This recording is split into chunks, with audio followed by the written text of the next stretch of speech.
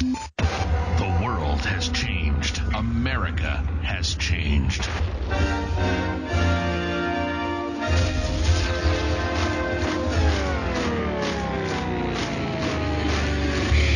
If something were to happen tomorrow, how self-sufficient would you be? Could you grow your own food? Could you sustain your own livestock? Could you survive?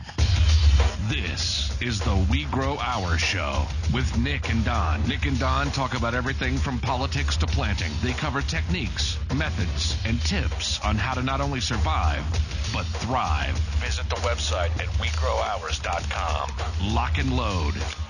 This is the We Grow Our Show. Get your grow on.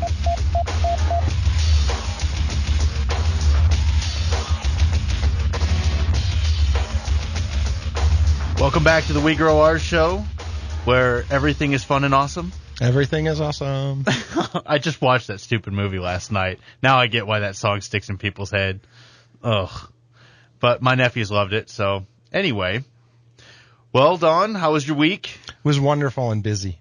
Wonderful and busy? Well, as soon as I can go to growing rabbits full time, that's what I'm going to do, and I'm going to quit that day job I got. I don't blame you, Nick. Ugh. Anyway, we got a great show planned for you this week. We are going to talk about livestock integration. Basically, the ability to link multiple species together and utilize their waste products to feed another. That's right. Now, rabbits, quail, aquaponics, the whole 9 yards. That's right.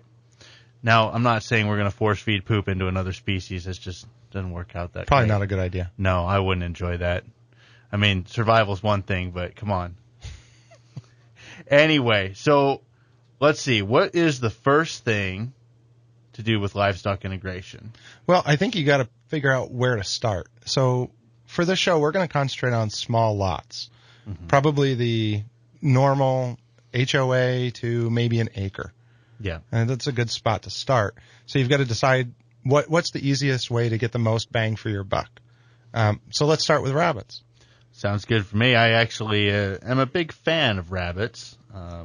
So big that I started with 5 and ended up with around 1,600.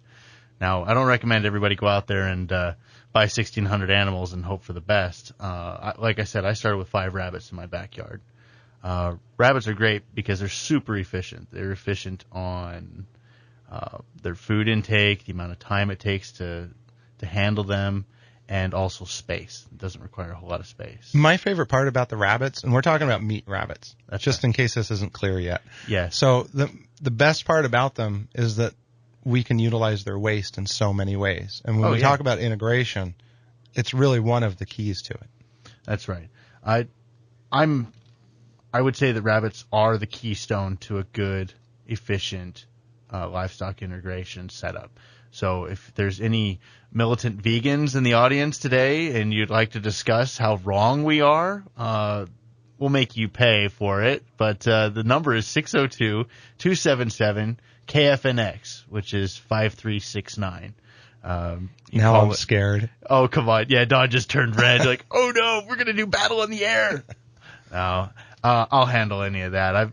As a person that has taken responsibility to grow my own food, I run into that a lot, that people think it's weird. It is weird. But the norm right now is stick your head in the sand and not know where your food's coming from. Yeah, rabbits are cute and fluffy. I'll grant you, and they're beautiful. They're cuddly. They're fun. Mm-hmm. But most people are out there eating chickens. I don't see a whole lot of difference. And you can go with other protein sources. Chickens are wonderful. Quail. Mm-hmm. Any other type of protein source is good too, but we want to add that protein source to the integration. Exactly. And for those of you that are in an HOA, in a homeowners association, chickens are not the answer. You're going to get to know your neighbors real freaking quick if you go with chickens. When we started out, we tried that. We tried having chickens. And the ones we bought, they were asleep when we brought them home. They were very docile. It was nighttime. I'm like, all right, this is going to be easy. Next day, they were unclipped. They were clucking and making all kinds of noise, not crowing. They were all females, and they ended up in all of our neighbors' yards. So that's what's great about rabbits is they don't have wings, they don't crow, they don't stink, they don't make any noise except for when they're breeding, and even then it's not very loud. So they're the perfect urban livestock. From the rabbits, we'll talk about their efficiency real quick. They only require about 4 ounces of feed a day, which is by weight, not by volume. By volume, it's about 6 ounces. And that equates to about 7 cents worth of rabbit food per day. Around, $30 a year, in that range. You can raise rabbit for about 78 to 80 cents a pound live weight off of rabbit feed available in the stores. But we're going to talk a little bit about fodder, and fodder can be the answer to increased feed costs. Fodder is much cheaper than if you were to go in and buy commercially available feed. Yeah, now by fodder, what we're talking about is sprouting barley or other types of seeds. You can do wheat, black oil sunflower seeds. Black oil sunflower seeds. The idea is a seed in seed form is only about 25% digestible. That's the average. If you sprout it, it is now 80% digestible. If you sprout it for 6 days, it now weighs 6 times as much as what it started as. So you buy a bag of barley for, we'll call it $20. $20 bag of barley will end up feeding 600 servings of rabbit food if you go by 4 ounces a day. And that brings that cost from 70-something cents, 80 cents down quite dramatically. Below 20 cents a pound, actually, in some cases. But that's when you're getting the barley for $4 a bushel, $8 a bushel, in that range. So that's putting we're putting the food into the rabbits. Mm-hmm. What do we get out of the rabbits? Oh, lots and lots of meat. In fact, if you're familiar with cattle, and I love a good T-bone steak, don't get me wrong. You grew up in cattle country. That's right. Southwest Wisconsin's where I'm from, and we know our beef. And in fact, we did an episode on the origin of awesome, I believe was the title of it, right, which is what you chose. So you can go to WeGrowOurs.com and check out that if you want more history on Nick, and if you want to learn about cattle. That's right. We had my dad on the show, and so I said the origin of awesome because I credit a lot of what I've learned to him. But anyway, cattle, for every pound of beef that you produce, it requires 9 pounds of feed. You give me 9 pounds of feed, I can produce 6 pounds of rabbit. So it's much more efficient than cattle. And off of the rabbits, you're getting, let's see, what's the rabbit math here? One breeding female will produce 8 kindles per year. And each kindle it's a litter. You can count on about 8 babies per kindle, 8 kits per kindle. That's 64 babies per year. And if you butcher them at 5 pounds, that's 320 pounds of live rabbit per year per breeding female. Now, just a lot of meat. It is. It's funny because the survival amount of protein that you need is 75 grams a day, right? Right. Right around there, and that's 45 pounds of protein per year that you need. Pure protein. Rabbits are 21% protein, so dress weight on 320 pounds of rabbit meat will end up being 215 pounds of dressed carcass. That's what you put in the freezer. Exactly. Which is exactly 45 pounds. So nature's done the math for us. Exactly. Now, I know the first question people are going to say is, well, if I only eat rabbit, I'm going to starve and get protein poisoning or rabbit starvation. Now, address that real quick. If you eat nothing but anything, if you just pick one thing to eat, you're going to have some serious problems. Our kidneys aren't meant to handle super high protein, so you need to cut it with a balanced diet. McDonald's? Or is that not balanced? No. That'll balance you out on the fat side of it, but no, I'm pretty balanced on that side already. Yeah, look, I'm stable. Most of my weight's right there in the middle, so I'm okay there. Just kidding.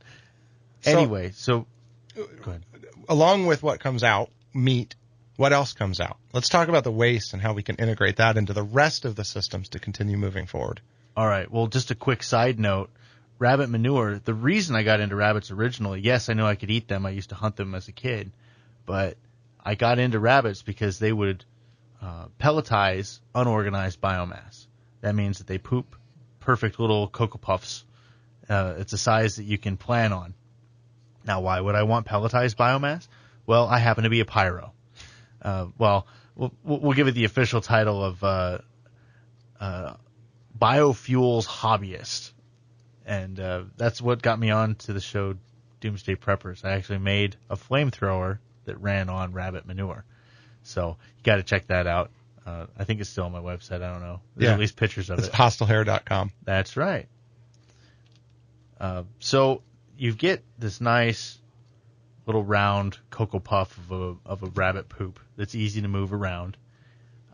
The source of fuel I was looking at back then was gasification. It's basically where you heat up biomass with a little bit of fire. You light a little bit of the biomass on fire. You starve it of oxygen, and it produces a fuel-rich smoke. So we'll talk a little bit more about that afterwards. Why don't we recap on what we've gone over? So rabbits, good source of meat. Excellent. We can feed them with fodder. Mm-hmm. Get that meat down to 80 cents with pellets and 20 cents, 25 cents. Per pound. Of undressed or dressed? Dressed. Okay. That's pretty good. Heck yeah. And the manure is very useful, and we'll talk a little bit more about that when we come back. Yeah, when we come back, let's talk about the rabbit waste and what we can do with that, how we can add it to the other systems to really get this integration system going.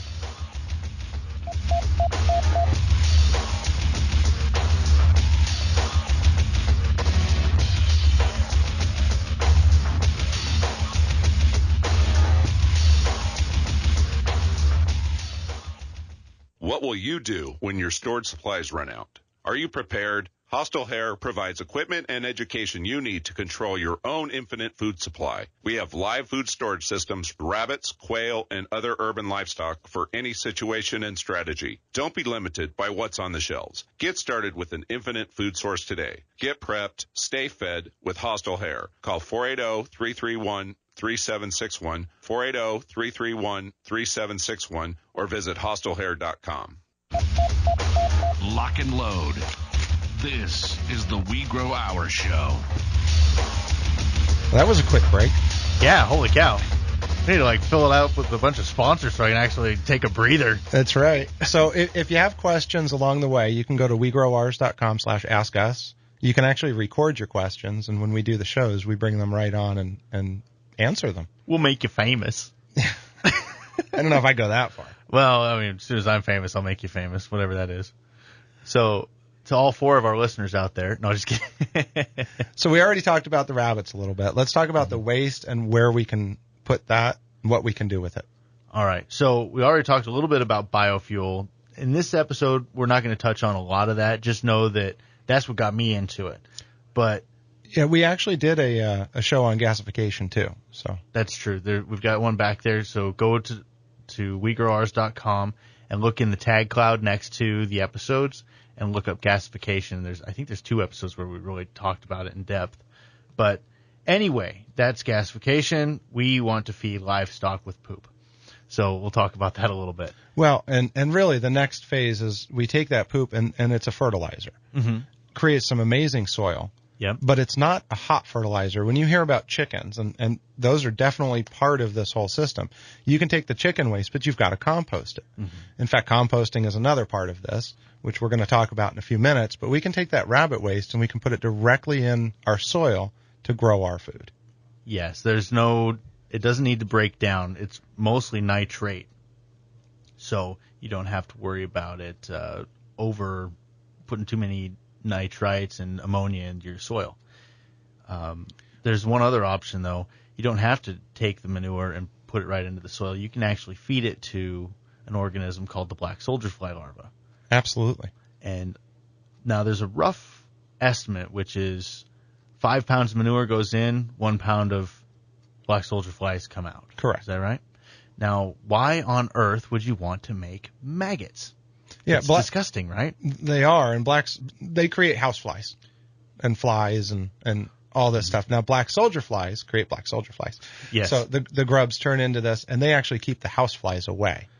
That's right. Now, I've heard that the pheromone that they produce also wards off house flies. Absolutely.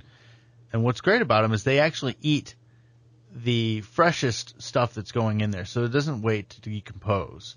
They're actually eating it immediately. That's one cool thing about them is they'll compost raw waste. Mm-hmm. In other words, let's say we take 2 tilapia and we fillet them and we eat our fillet.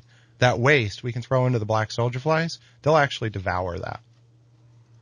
Well, they are pretty amazing. And then the best part is they know that their brothers and sisters are going to eat the best, freshest stuff available.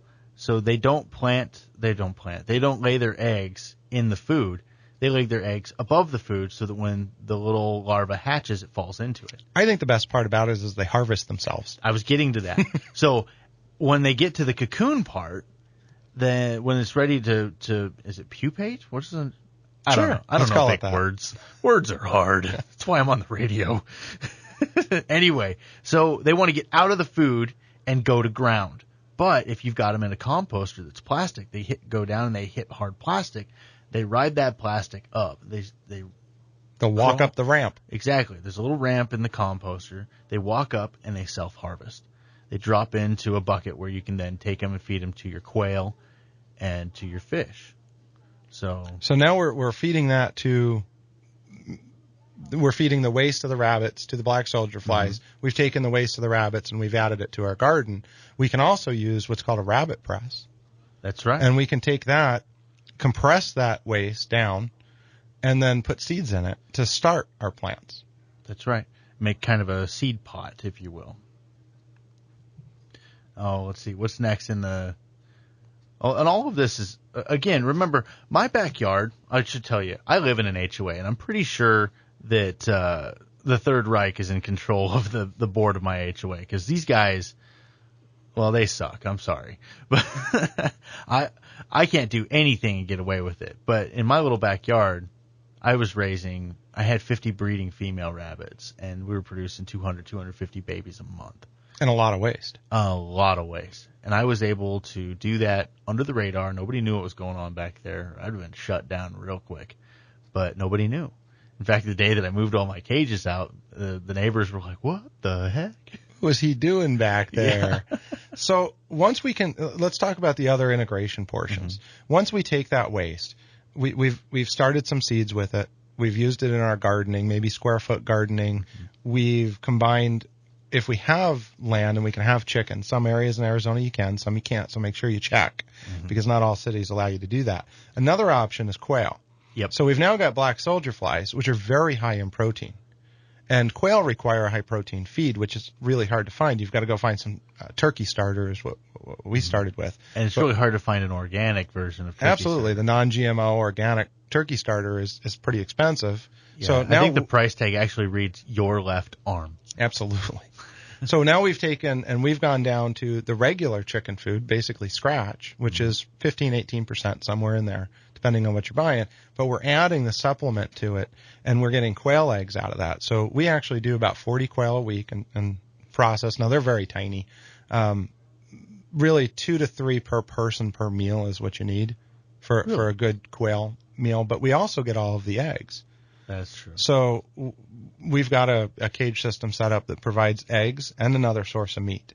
It allows us to take that black soldier fly, supplement the quail food with it, and then we can take that quail waste and we can actually use it in aquaponics. Now, quail, speaking of that, I actually have a quail system that I built that is 2 foot by 3 foot, and it's got 6 breeding cages in there, and each breeding cage takes, what is it? I put 5. 5? You put 5 in yours? Yeah. So a male and 4 females. Yeah. So a male and 4 females, that produces 300 eggs. That's 1,200 eggs per compartment, and there's 6 of those. So 6 times 1,200 is 7,200, I think it is. 7,200 birds a year. That's over 900 pounds of quail breast per year. Now, we actually use a lot of the eggs. We'll incubate, like I said, we do about 40 a week. So we'll incubate about 50 or 60 of those, and we'll get that breeding cycle going. The rest of them, I never liked pickled eggs, and it always sounded gross to me, but pickled quail eggs are phenomenal. That's one of those things, pickled anything. My dad eats pickled herring and pickled this, and I'm like, you're weird. Stop it.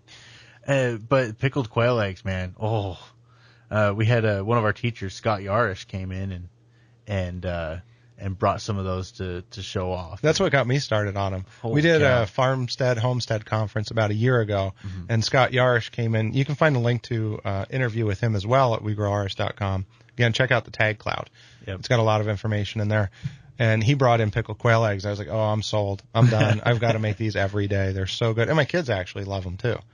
Yeah, and it's like a no process deal. You hard boil them and throw them on a salad. Absolutely. And I don't even eat salad. I mean, I'd be more eggs than lettuce in that thing. But that's also because I'm a fat guy. And if you're into gourmet cooking, there's nothing better than taking your meat and putting a little quail egg on top of it.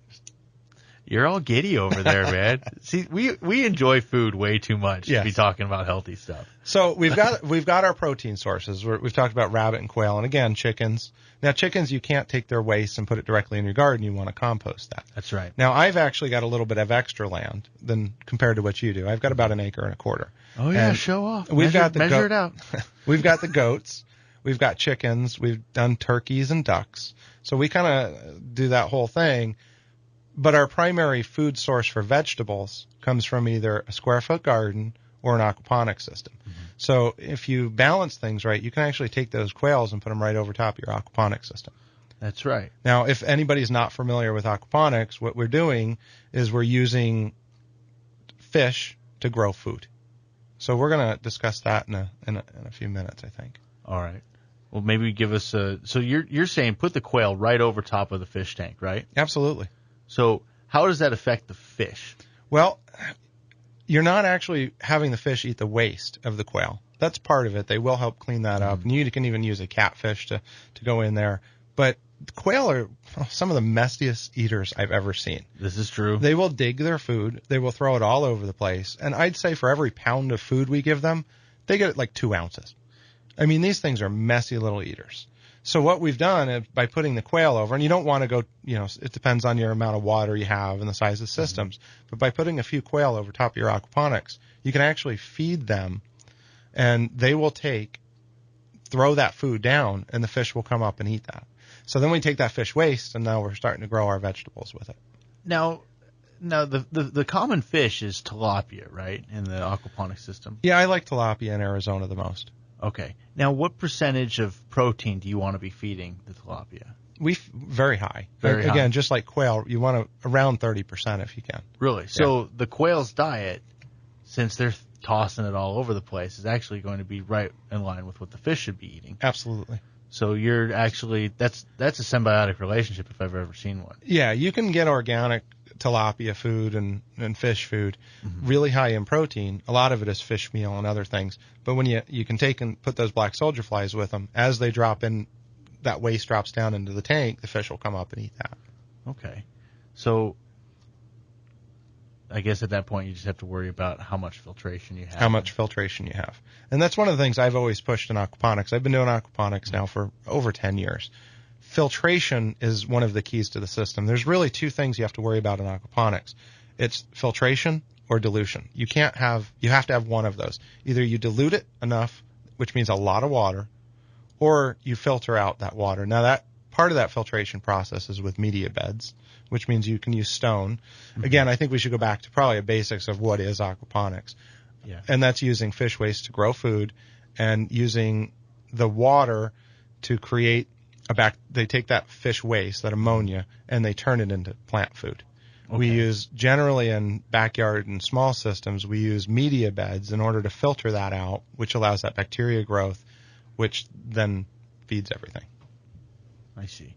So let's do a quick recap of what we went over. This is the We Grow Ours show on Independent Talk, 1100 KFNX, and we're talking about livestock integration, which is basically following the cycle of making everything work together and getting to a net, what we call a net zero. Yeah, net zero is the goal. Basically, a system where it doesn't need nutrition until you pull nutrition out of it. That's fair enough, right? Absolutely. Okay. So that's with rabbits, rabbit waste going to the black soldier fly larvae, producing food for the quail. Also alongside of that, growing barley fodder, wheat fodder to feed the rabbits and to feed the quail as well. I was going to ask, did you try feeding your quail any any fodder, or did you stick with the conventional stuff? We use our fodder mostly to feed to the chickens and to the goats and the rabbits. Okay. The goats got to love that. The goats love fodder. Okay. Yeah. And it's a phenomenal thing because you're really feeding a nice fresh, product to them. So nice. Well, I really wish I had more room. I'd have some goats in there for sure. And by the way, fodder systems are available at hostlehair.com. We'll just throw that to the little plug in there. So go to hostlehair.com, check out the fodder systems. It is under the fodder tag, or whatever that is. What is it? The tab. That's it. The tab. So when we get back, we will be covering a little bit more about livestock integration.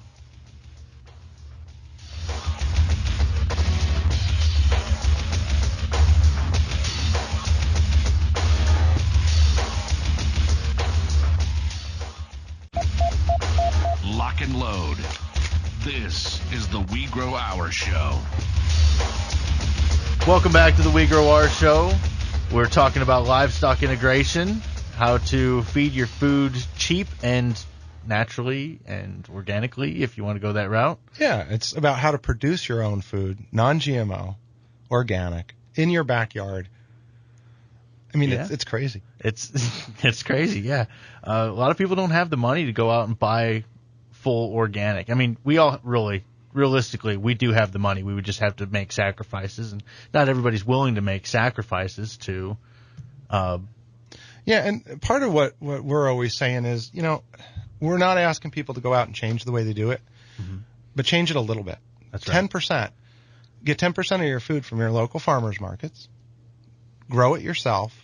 Teach your kids. This is something that's being lost, and the supermarkets are in business making a ton of money. And people are forgetting how to farm and how to produce their own food. And you respect food a lot more when you grow it yourself. That's right. Now we're going to take a call from Tiffany in Phoenix and see what she has to say. How's it going, Tiffany? Welcome to the We Grow Our Show. Great, thanks. I'm loving your show. I have a quick question for you. Once we get this system set up with the quail and the rabbits and the tilapia, how long is it going to take for it to actually produce something that we can eat? That's a great question. I'm gonna drop back and let Don answer this one. He's the aquaponics specialist here. Well, if we're doing an integrated system like that, the quail are probably what's going to produce first. Aquaponics, once you get it set up, it has to go through what's called a cycling process. So our fish aren't going to be big enough at that point to eat, and we've got about 9 weeks before we start growing any plants in there. However, if you get baby quail, they go to about 6 weeks before they start producing eggs, and you can incubate those eggs in only about 2 weeks. So every 16, 17 days, you can have some eggs come out of that. So you can start eating the eggs from the quail right away, and then you can start eating the protein from the quail fairly quickly while everything else grows. So you can actually get started pretty quick. Does that help answer the question? It does. What breed of quail do you recommend? That's a matter of preference, but the most popular is Corturnix, the Japanese quail. And I don't know if I'm saying it correctly, but they named it after the sound that the male quail makes.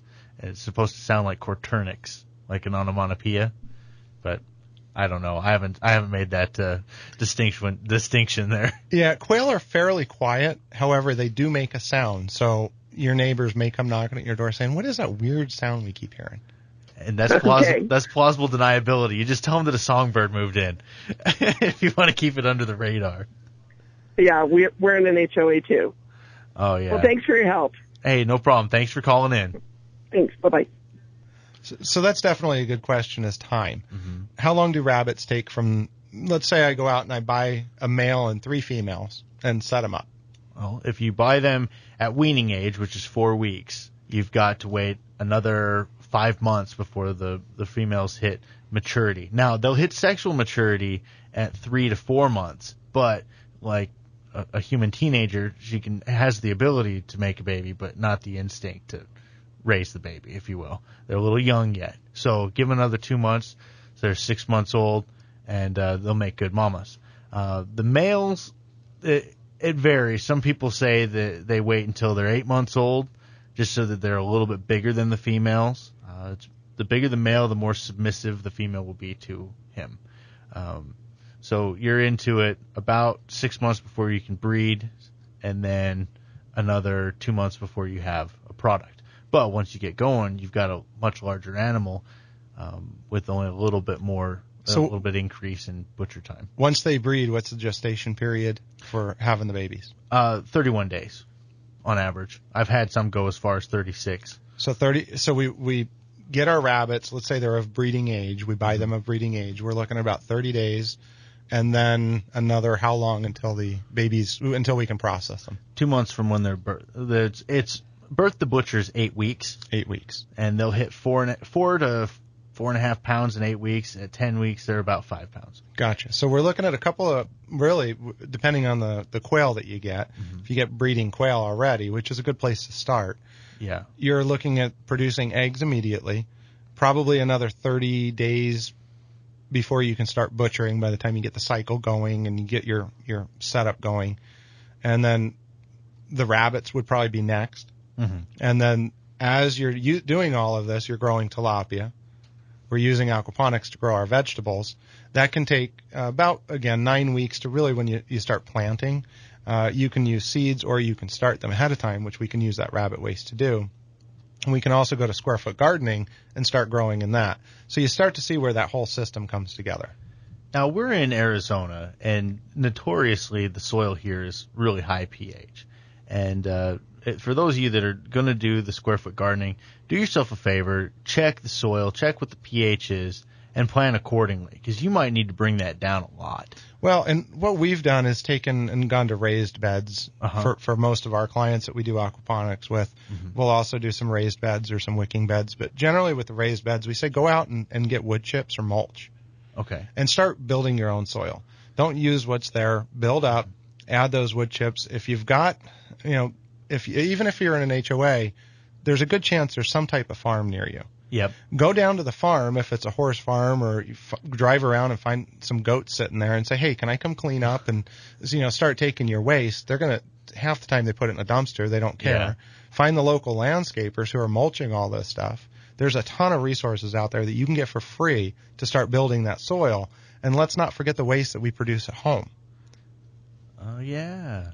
You're talking about human manure? No, I wasn't going there yet. No. You're talking about banana peels and the stuff that you're not eating on the kitchen table. Absolutely. All the waste that's produced, anything or basically that you can eat at home, shouldn't be going in the garbage. Yeah. That's for other things. You can call it organic material. People don't understand. Organic doesn't mean that it's pesticide free and all that stuff. Organic means that it's going to break down because it's hydrogen carbon based. Absolutely. A good place to start at most people's houses is a lot of people are coffee drinkers. That's true. You can take and buy the good recyclable filters. You take that out of your coffee machine, you throw it in your garden, or you throw it in your composter. And now you're starting to create that really nice, rich soil. And as I understand it, the bacteria love that. Absolutely. And there's a lot of types of composting. Again, you can go to the website and look up some episodes we've done on composting, whether it's a bokashi composting or traditional composting where you're taking your waste and turning it. And you can even go down to the local, Lowe's, Home Depot, hardware stores, and you can find composters that you can spin and turn. And along with that, a lot of times that's where the black soldier flies will start to come from. As you get a nice, good compost going and you get that waste going and everything's working the way it's supposed to, that'll actually attract the black soldier flies, which chase away the house flies. So that's your starter colony. That's well said. Oh my gosh, I was going to ask you something. Good thing we're live and I can't say, oh, just wait a second there, Don, while I remember what I was going to ask you.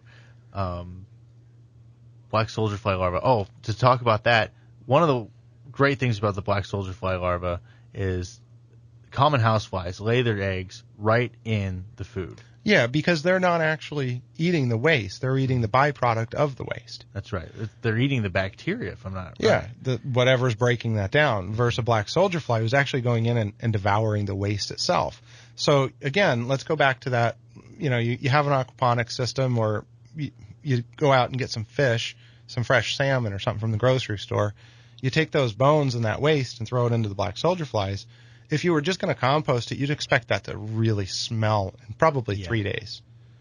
With black soldier flies, it's gone in 24 hours. They're actually eating it. There's no smell to them. And in fact, the smell they produce is not a very bad smell.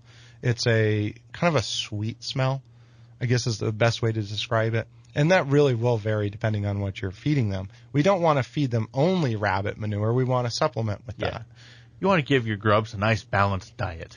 Yeah, we've actually found, I don't do a whole lot of composting because we do black soldier flies and we just don't have much waste after that.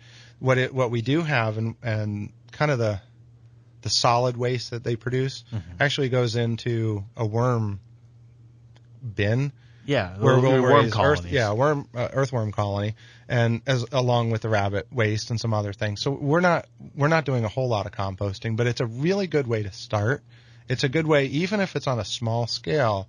You go back and look at like bokashi, which is Morgan, the bokashi evolution. Yes. All right. So a local supplier of bokashi, and you can actually do that inside your house. You can start with a 5-gallon bucket.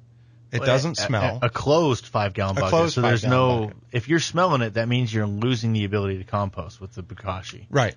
So you close it up, and if there's, oh gosh, I can't remember what she said. Go to the tag cloud on the website, wegrowours.com. There's a tag cloud, and composting is one of them. Yeah, listen to the episode. Exactly. Listen to the episode. She'll tell you a lot more about it. One of the quotes that I really liked. This is what I was going to say earlier. We had Will Allen on, and he used a phrase with composting that I loved. He didn't say, "Oh, you accumulate compost, you compost anything." He says, "You grow compost. You grow your own soil." That's recognizing the soil as a living organism, and that is cool. When you're in the desert, the soil looks pretty much dead, and in most cases it is. Right. But you can cultivate that and make it alive. So I think that composting is really probably one of the best places to start, even if you're in an HOA or on a balcony, because you can use that and go to pots and grow your food in there, maybe 1 or 2 little rabbits. You've got your protein, the quail along with that. So even you can imagine, even in an apartment with a small little balcony, what you can grow, and you can even create a small aquaponics system. So you don't need a lot of area to start producing food. You may not produce enough food for, a family of 12, but you probably supplement your salads for, the year. Yep. Well, and in my, in my backyard, I did the math on it, and every 36 square feet, I could grow 5,700 pounds of rabbit a year. So, you're not limited. In fact, I've got a guy in downtown Phoenix that is growing around 1,200 pounds of rabbit a year in his 800 square foot apartment. Yeah, and that's just the meat. That's right. Now imagine what you can do when you start taking that waste and growing other foods. Out here you can grow kale and spinaches, and those are fast growing things. We do a lot of broccoli and just all sorts of tomatoes and everything else. So by getting a system that works together and integrating everything, you're taking the waste and you don't have any. It's a lot of fun too. That's right. Now, when we get back, we'll talk a little bit more about the ducks and a couple other options when you're in an HOA. Absolutely.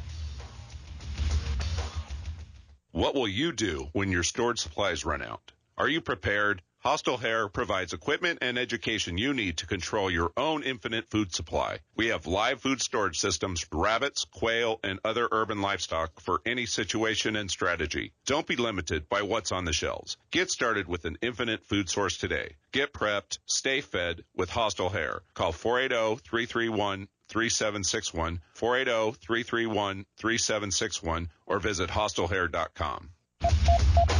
Lock and load. This is the We Grow Our Show. Man, those 30 seconds go quick. I'm going to record a longer commercial. Or we need more, whatever. Yeah, I think we need more sponsors. Yeah. Hint, hint, hint. Yeah, anybody out there want to sponsor our show? It'd be nice. Anyway, this is the We Grow Our Show, and we're talking about livestock integration. That's using rabbits, quail, and fish linked together in systems, basically recycle nutrition. And really, we're going for a net zero system. Yeah, and the fodder along with that. So let's talk a little bit about, if you have a little bit of land, what else can you do? Well, you could always go out and conventionally buy a big Angus steer and turn it loose on your property. Yeah, we're in Arizona. That's pretty tough. We don't have a lot of grazing land out here. Well, if you got a nice irrigated spot and you can afford that, but the reality is you'd be better off doing rabbit tractors, I think. Yeah, we stick with micro livestock for the most part where we are. We only have, like I said, 1.25 acres, so it's not a ton, but it gives us the room for the goats. Didn't you just buy a horse? No, we actually were granted a horse. Granted a horse? Yes, given a horse. Oh, what does that mean? Inherited. That's what I was looking for. Okay. Inherited a horse. You inherited a horse. Yeah, but that's not really anything to do I'm with sorry. livestock. If you can sense it, I'm a little jealous of the property that Don's running over there. You can come over and ride anytime you want. Yeah, you're only 75 miles away from my house. Well, sure, and why not? Last time Nick came over to my house, he filmed Doomsday Prepper, and he left a big bucket of crap in my backyard. And I think we're allowed to say that, right? Yeah, and I hope so. A metal gasifier in my front yard, and they're still sitting there. So you really should come over and see the horse, Dan. Yeah, I'll drive up there in the Civic since you can't put anything in the back. So we actually, though, we do use that horse waste. We've started to. We've only had them a few weeks now, but that's going to go into our plan as well. I don't want to fill up the dumpster. What I want to do is take that and again, start growing soil. Along with the goats, we have their waste, and we use shavings for that. We have about 30 chickens. We use the shavings in their chicken pen as well. And the coop, that's the word I was looking for. That's the Couldn't one. remember. I'm not good with words either. Oh, gosh. So, all of that comes down and gets broken down, and that's more of the type of composting that we're doing. We're using that type of waste. And then if you can throw a banana peel in there every once in a while. Now, I wanted to ask you, I know just enough of aquaponics that I could carry on a decent conversation. But one of the things that has always intrigued me is the mixing of aquaponics with a soil system in your wicking beds. Yes. And could you take a minute and just explain what a wicking bed is? So a wicking bed is taking soil, generally a couple inches of soil. Underneath that, you'll have, let's say, some hay or straw to keep that soil up. And then we use rocks like rose stone or even river rock and larger stuff. And we put it on a bottom. So it's in a container. Generally, we use the same type of things as we do for grow beds. So about 12 inches. We get about 8 inches of soil and then some rocks in there. Now, there's some, in the aquaponics industry, there's some debate on this. What we found is I believe in filtering. I always have. So I believe that you need to use filtering, not just media beds, but actual filtering. So like what we do, a swirl filter, a radial flow filter, other types of filters, even a pond filter. We take that waste that's filled, that water that's filled with waste out of the filters, and we put it into the wicking bed. And we actually have a pipe sticking up that runs along the middle and the bottom of that wicking bed. By adding the water to that, we can fill it up, and we put a little drain hole on the other side. So once it hits maybe 2 inches, we know that it's already full. Water comes out. So we're not actually running a closed loop system with that, which is aquaponics is generally a closed loop, 1 or 2 closed loop systems, but we're taking the waste and putting it in there that's filled with nutrition. And then the soil and the straw will actually pull and wick the water up to the top. Okay. So it's more of like charging a soiled system then. Yeah, and I think, we're growing the root vegetables in that because traditionally aquaponics, you can grow pretty much anything. But it's really tough sometimes to do the root vegetables. Don't they like grab your media and stuff? Yeah, they can grab your media and they just don't come out right. They'll come out short or they'll come out really fat or, they'll grow all over What's the wrong place. with that? What's wrong with that, Don? Huh? Nothing. Okay. Well, there. So we do the potatoes and carrots and onions and chives and all of those types of root vegetables are really good in the wicking bed. Okay. That's something I want to play with. I've got so many ideas.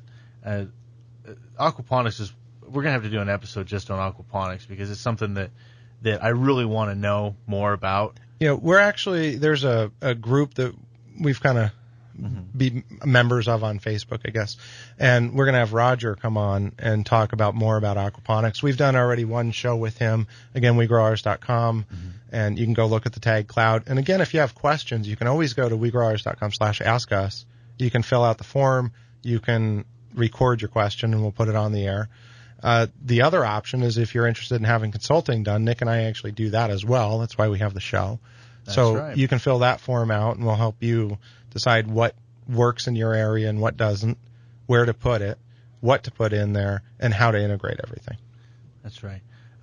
We've been doing this for a while now. I've been in animal husbandry since I could walk, so this is kind of second nature to me. I love dealing with animals, love working with them. It's very rewarding. And if you're thinking about getting a pet and you want something that's quiet, you want something that's going to serve a purpose, you can move it towards a purpose pet, I'd say get a rabbit. Yeah, even if it's just to use the waste. Mm-hmm. Even if you're not going to eat it. Yeah, even if you are a vegan and want to rescue a rabbit from me, that'll be $30. You can just give me a call and we'll get you set up. Now, I will say that the meat rabbits they're not always the friendliest breeds because you generally... There's a few of them that are, though. Yeah, we've seen some pretty skittish ones, too. Yeah, and it's all about if you handle them from birth. Absolutely. They'll get used to you and everything's fine that way. But yeah, some of mine, when I was raising, right now I don't have the full 1,600 head, but when I had that, they weren't getting the hands-on attention, which they didn't need. Right. They were perfectly happy with me leaving them the heck alone. But they're not as personable either. Even when I started with 5, there was one that bit my hand real bad, and she became dinner like 15 seconds after she bit me. It was just one. So those 4 listeners just left. Yeah, we just lost them. So all right, so let's recap. We've actually talked about the rabbits, the quail, the aquaponics, what to do with those waste. So let's talk about how you can integrate things like ducks. So most people think ducks, I need a real big pond. Yeah. And that's not the case. No. In fact, I had 14 ducks in my little backyard in my HOA. And they're quiet, aren't they? They are. Well, okay, this is breed selection, though. Don't go out and get some runners or some Pekings or anything like that because they're going to quack, quack, quack all day long. Mine were Muscovies. That's right. Muscovy ducks are quiet. In fact, when they get mad at each other, they will open up their wings as far as they can and they squeak. And it's so cute to watch this big duck. And they're huge. They're about the size of a goose. And they'll the males are anyways. The females are a wee bit smaller, but they get in each other's faces and start squeaking. It's pretty funny. And they're waterless too. That's right. They've got claws. Yeah, they've got little claws on their feet. They're awesome. They're really good meat birds if you are in for the meat, but they lay some amazing eggs too. Oh, and if there's any people that bake out there, like cakes, and call us because we'll come over and eat it. Yes. Might mention something on the air if you've got a bakery. Yeah, you can always bring us some food, no problem. So those Muscovy ducks make these eggs that are the most amazing baking eggs. It makes everything come out fluffy and yummy. So you've got a really good source right there as well. They don't need any water other than the drinking water. Now we supply ours a little bit of water, a little pond. Basically, they'll bathe if they have the option, but they don't really need it. We got it at Home Depot as one of those concrete tubs that you mix the concrete in. Oh yeah. So and that's put some some cinder block around it so they have some steps, and put some in it so they can get out, and they love that thing. So something small like that you can do. And ducks are messy. Yeah. As far as not eating, but their waste. It's not a little piece of chicken poop. So I don't mean to talk about poop, but we do that a lot on this show. Yeah, we're poop experts. No, not really. Maybe Nick is. No. So we can take something like that, and a really good start to this is if you're going to build a little fence, which you don't need much to keep the ducks in. You put a little pond in there, build a little fence where you're going to put your garden. Or if you have enough space that you can rotate your garden yearly, keep all the chickens and ducks on one side of your property, and then the following year that would be where you plant. Move them over to the other side. So give it time to kind of break down. Yeah, because like the chickens scratch constantly, the ducks poop constantly, the chickens do as well. So now, as far as rotating your livestock back and forth, if you do have goats, or you can do that, it's a good idea to keep them in one spot, one side, then move them the next year, and you're going to condition your soil year after year after year. You throw those shavings down, the hay down, the whole 9 yards. So an interesting fact about the Muscovy ducks, they stay awake at night. If you give them a little, they'll sleep all night, but if they're not like chickens where they're completely dormant. I had a light on in my backyard, and they'd sit underneath of it and nip at the bugs. And when I had all those ducks, I never had anything come into the house. I had no cockroaches, crickets, nothing would make it past those ducks. Yeah, chickens are really good insect hunters as well. They are, but when the cockroaches come out is nighttime. And the chickens are up in the coop. Exactly. So these ducks are sitting there, and they're my little watchdog ducks. They took care of all of the bugs. Speaking of taking care of bugs, so the chickens take care of the daytime and the ducks take care of nighttime. If you have the room and you can do it, if you've got ants, you take your quail, your Cotornic quail, and you put the cage out, not direct sun, obviously, but put it out where the ant hills are. They love the ants. Oh, man, that sounds like They're the fun. only ones that we found so far that will eat ants. Oh, wow. The chickens don't. I'll have to design a cage system that you can drag over anthills. Yeah, a quail tractor. Yeah, I like it. We'll announce that on the next show. So there's also, if you've got one other trick that you can do is if you've got a house with a pool and you don't use it, you can actually turn that into an entirely integrated system. So that's another option out there for people. Yeah, if you want to turn your $30,000 swimming pool into a nice pond to grow tilapia and everything else, that's what I would do. But yeah, that's scary, isn't it? Let me build this. I want to build a pool just to use it for aquaponics. Well, it's awful. My wife's like, oh, we can get one with the pool. I was like, if I can grow fish in it, we'll get a pool. I don't want to swim with fish. Oh, come on, honey. It'll be fun. I don't want to. She talks just like that, too. Oh, before I forget, we were talking about black soldier flies, and I know I'm going back already, but we have that video on black soldier flies on our website of 2 full trout, one cooked, one uncooked, being put in with a colony, about 5,000 black soldier flies. And it's a time-lapse video. So if you get a chance, go to WeGrowOurs.com, look up black soldier fly. It's BSF, I believe, is what it would be in the tag cloud. And you can actually see that video. And I'll try and post it again this week as well. And if you go to Facebook.com/WeGrowOurs, I'll go ahead and post it there. And then we're also on Twitter at Twitter.com/WeGrowOurs or at WeGrowOurs. Oh, look at you, all Twittering and Facebooking and stuff. Technology's beyond me. Oh, just kidding. So yeah, that's we do a quick recap here. You start with barley or wheat seeds. You grow fodder. You feed them to rabbits. The rabbits poop. You give that to the black soldier fly larva. Black soldier fly larvae are then fed to quail and to fish in an aquaponics system. And the quail can also be fed barley to up their feed amount. The fish and quail manure go through the system and produce, basically the manure produces food for the plants that are growing in the aquaponics system. Mm-hmm. And then after that, what's the next step? You're done. Eat. That's it. You eat. That's the best. Well, we plan on having more episodes like this about rabbits, quail, fish, maybe a little bit more in depth on each subject. In fact, next Sunday we have Greg and Kari on the show talking about a summit coming up. So it's the Grow Phoenix Food Summit.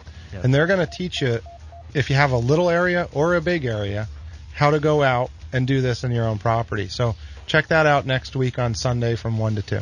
Well, thank you, folks, for joining the We Grow Ours show. We'll catch you next week. So long.